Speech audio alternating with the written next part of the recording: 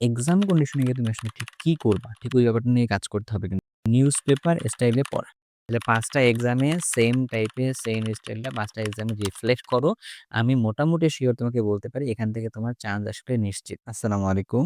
আজকের ভিডিওতে তোমার সাথে আলোচনা করব যে তুমি ঠিক কোন সঠিক কৌশলে প্রশ্ন সমাধান করবে যাতে তুমি কম সময়ে বেশি নাম্বার তুলতে পারো আরকি। গত ভিডিওতে বলেছিলাম যে তোমরা যারা এগডি, রাবি বা সামনে যে গুচ্ছের পরীক্ষা আছে এর জন্য যারা প্রিপারেশন নিচ্ছ তারা কম সময়ে এখন কিভাবে নিজের সর্বোচ্চ প্রস্তুতিটা নিশ্চিত করবে এটা নিয়ে বলেছিলাম আরকি যে ৫ টা স্টেপে। তো আবার এখানেও চেষ্টা করব ৫ টা স্টেপে তুমি কিভাবে যে সঠিক কৌশলে প্রশ্ন সলভ করে সবচেয়ে বেশি নম্বর মার্ক আসলে তুলতে পারো আরকি বাট কম সময়ে ডেফিনিটলি। তো সেই কাজটাই করব, হ্যাঁ? আচ্ছা, এখন মূল ব্যাপারটার মধ্যে আসো যে তুমি এক্সাম কন্ডিশনে গিয়ে তুমি আসলে ঠিক কি করবা? ঠিক ওই ব্যাপারটা নিয়ে কাজ করতে হবে কিন্তু আরকি। গতবার যেহেতু বলছিলাম যে তুমি ৫ টা প্রশ্ন আসলে তুমি কি করো? প্রিন্ট করে নিয়ে বসো। আশা করি তুমি ৫ টা প্রশ্ন প্রিন্ট করে নিয়ে বসছো আরকি। তার মধ্যে একটা প্রশ্ন হয়তোবা তোমার হাতের মধ্যে আছে। যে তুমি নেক্সট দিন পরীক্ষা দিবা হয়তোবা। এবার তাহলে চলো, তোমার যে কাজটা করতে হবে ১ম কাজ। তোমার কাছে যে প্রশ্ন যেটা আছে তো সেই প্রশ্নটা তুমি একটা কাজ করবা কি নিউজ পেপার স্টাইলে পড়া। নিউজ পেপার স্টাইলে পড়া মানে এইটা নিয়ে একটু বলতে হবে ডিটেইলস একটু আরকি। বাট ধরো তোমার কাছে যে সময়টা আছে তো সেই মূল সময়ের ৬ থেকে ৭ মিনিট লাগবে তোমার এই নিউজ পেপার স্টাইলে পুরোটাকে একবার দেখে আসতে আরকি। তো তুমি কিভাবে দেখে আসবা? চলো ওটা তোমাকে দেখাই দেই। ধরো তোমার কাছে একটা প্রশ্ন আসছে কি তুল্য তুল্যতা নির্ণয় বা তুল্য সংখ্যা নির্ণয় এটা ধরো যে একটা প্রশ্ন আছে। তারপর ধরো যে তোমার কাছে আরেকটা প্রশ্ন আছে এরকম মলিকুলার অরবিটাল থিওরি ধরো যে হ্যাঁ, এমও বলছে ধরো যে এখানে তোমাকে একটা বলি যে মলিকুলার অরবিটাল থিওরি এমওটি লিখলাম আরকি। তো এটা নিয়ে তোমার কাছে একটা প্রশ্ন আসছে। আবার ধরো তোমার কাছে আরেকটা প্রশ্ন আসছে এরকম যে ধরো যে ইলেকট্রন বিন্যাস নিয়ে একটা প্রশ্ন আসছে, ইলেকট্রন বিন্যাস নিয়ে একটা প্রশ্ন আসছে।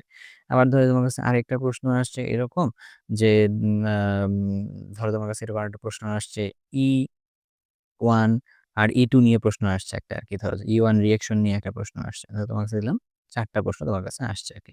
আরেকটা প্রশ্ন আমি একটু লিখব। ধরো আরেকটা প্রশ্ন তোমাকে এরকম লিখছে কিরকম?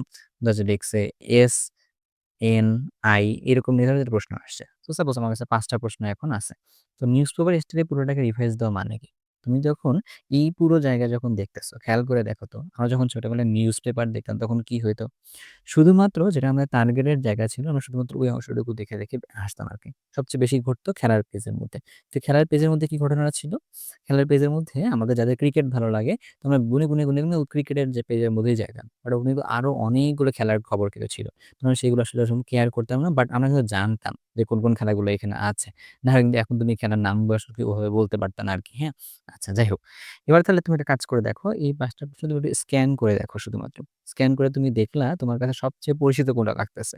আমি যদি খুব একটা ভুল না করে দেখি তোমাদের কাছে পরিচিত লাগবে হচ্ছে এই ইলেকট্রন বিন্যাসে সবচেয়ে বেশি পরিচিত লাগতেছে। তারপরে তোমার কাছে তুল্যতা এই শব্দটা তোমার কাছে এত পরিচিত লাগতেছে। বাট অন্য সবকিছু তোমার কাছে আসলে পরিচিত না লাগার কথা। এসএনআই তোমার কাছে একটু কেমন, কেমন লাগার কথা আরকি, রাইট? আচ্ছা। তো তোমার কাছে ২ টা আসলে টপিক পরিচিত আছে, রাইট? তো তুমি এটা দেখলা যে তোমার কাছে কতগুলো পরিচিত টপিক আছে। এটা তোমার হচ্ছে ১ম কাজ। ৬ থেকে ৭ টা মিনিটে যখন তুমি পুরোটাকে নিউজ পেপার স্টাইলে যখন দেখবা। আচ্ছা এখানে তুমি দেখলে মার্ক পাবা না? অবশ্যই পাবা। এটা নিয়ে তোমাকে কথা বলতেছি। তাহলে ১ম স্টেপটা কি বুঝতে পারছো? যে তোমার কাছে কোন অংশটুকু তোমার কাছে পরিচিত তুমি এটা খুঁজে বের করে নিবা। এটা হচ্ছে তোমার কাছে ফার্স্ট স্টেপ গেল। 2nd স্টেপের মধ্যে তুমি আসো। one at a time যে প্রশ্নগুলো হবে সেগুলো দাগায় ফেলবা আরকি। one at a time মানে সাপোজ তোমাকে তুল্যতার এখানে প্রশ্ন একটা করছে এরকম যে সালফিউরিক অ্যাসিডের তুল্য সংখ্যা কত? বা সালফিউরিক অ্যাসিডের তুল্যতা কত? এটা তোমার কাছে প্রশ্ন করছে আরকি এটা। তাহলে তোমার কাছে হয়তোবা জানা আছে যে ২ টা প্রোটন এখান থেকে দিবে তার মানে হচ্ছে সালফিউরিক অ্যাসিডের তুল্য সংখ্যা আসলে কত? ২, তাই না? ২ টা প্রোটন দিবে তার মানে সালফিউরিক অ্যাসিডের তুল্য সংখ্যা আসলে কত? ২। তো তার মানে এখান থেকে তুমি দেখবা যে 1 at a time একবার পড়ে গেলেই কিন্তু বুঝার কথা যে এটার তুল্যতা হচ্ছে এত। তোমার যদি এই টপিকটা সম্পর্কে যদি আইডিয়া যদি ক্লিয়ার থাকে তো। আচ্ছা আবার ধরো যে ইলেকট্রন বিন্যাসের ক্ষেত্রে তোমাকে বলছে যে নিচের কোনটি ধরো যে নিয়নের ইলেকট্রন বিন্যাস তুমি কিন্তু একবারে জিনিসটা দেখলেই পারবা আরকি। এখানে তোমাকে কিন্তু খুব বেশি থিংক থ্রো করতে হইতেছে না, রাইট? তো এইজন্য বলছি যে one at a time যে প্রশ্নগুলো আছে, one at a time যে প্রশ্নগুলো আছে, তুমি সেই প্রশ্নগুলোকে ১ম ধাপে দাগায় ফেলবা আরকি এই নিউজ পেপার পড়াকালীন সময়ের মতো করে। ঠিক আছে? এটা তোমার কাছে ১ম কাজ। ঠিক আছে? হ্যাঁ? এটা কিন্তু আমরা ১ম এও আমরা কিন্তু খেয়াল করছিলাম। মনে আছে?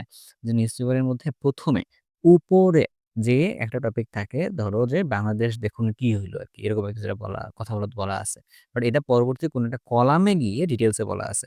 বাট আমরা কলামে কিন্তু আগে যাই না। আমরা উপরের অংশটুকু আগে একটু পড়ে রাখি। আরো দেখুন অমুক কলামে আছে এটা কিন্তু পরে পড়ি আরকি আমরা, তাই না? তো এইজন্য হচ্ছে one at a time যেগুলো জিনিস আছে, যেগুলো ছোট আমরা সেগুলো আসলে আগে পড়ে ফেলবো আরকি এটা। এরপর আসলো ৩ নাম্বারটা। অপরিচিত প্রশ্নগুলো আসলে বাদ দাও। যেমন ধরো তোমার কাছে একটা একদমই অপরিচিত একটা টপিক আসছে যে আসছে, যেটা তুমি আসলে আগে কোনদিনও দেখো নাই।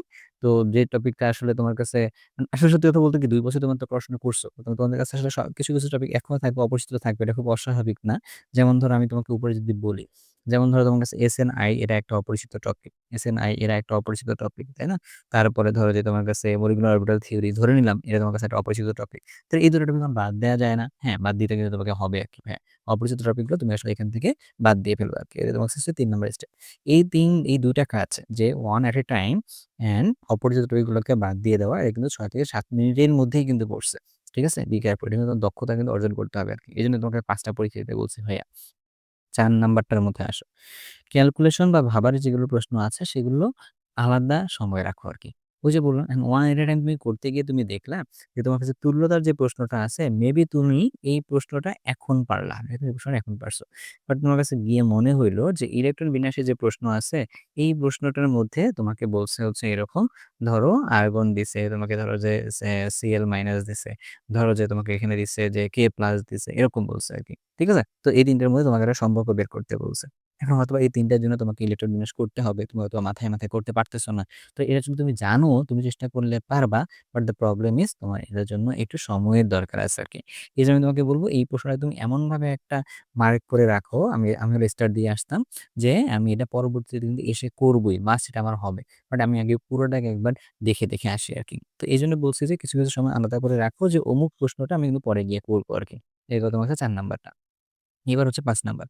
সব শেষে আবার একবার চেক করো নিউজপেপার স্টাইলটা। তুমি যদি আলাদা করে যেটা সময় রাখলা ওটা তুমি সলভ করে আসছো। এবার তোমার কাছে এসে আবার তুমি তো সবটা এখন দাগাই ফেলছো না। আবার তোমার সেই নিউজপেপার স্টাইলের মধ্যে তুমি পুরোটাকে একবার চেক দাও। যে তুমি যেগুলো সহজ বলে বিবেচনা করছো, তুমি এগুলো আসলে ভালোভাবে দাগাতে পারছো কিনা আরকি। তুমি যদি না দাগাতে পারো, তোমার কাছে যদি সময় থাকে তুমি এটা আবার দেখো। আর তুমি যদি দেখো যে না তোমার কাছে সময় আসলে নাই, তুমি যে ১ম বারে যে স্কিম করে আসছো, তুমি আস্তে করে যে সবগুলো দেখায় আসছো, তুমি এটা দেখবা তোমার একটা ভালো পরিমাণে একটা মার্ক পাওয়া যাবে আরকি। তো এই যে ৫ টা তোমার কাছে কৌশলের যে কথা বললাম, তো এই ৫ টা কৌশল কি একবারে একটা প্রশ্ন করলে সলভ করা যাবে? অবশ্যই যাবে না। তাহলে কি করতে হবে? তোমাকে কিন্তু ভাইয়া ৫ টা আবার এক্সামের কথাও কিন্তু বলছে আরকি। তাহলে ৫ টা এক্সামে সেম টাইপের সেম স্টাইলটা ৫ টা এক্সামে রিফ্লেক্ট করো। আমি মোটামুটি সিওর তোমাকে বলতে পারি এখান থেকে তোমার চান্স আসলে নিশ্চিত।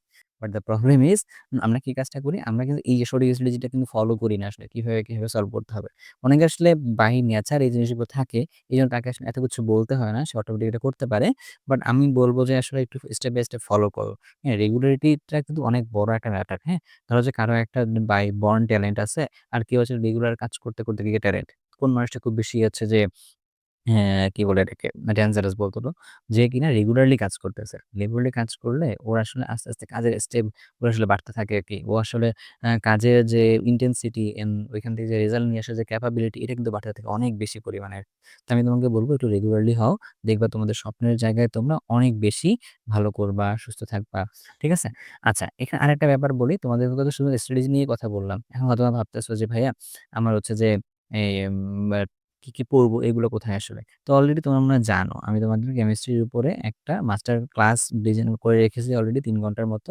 তো এটা তোমরা একটু দেখবা এখান থেকে ভালো করে।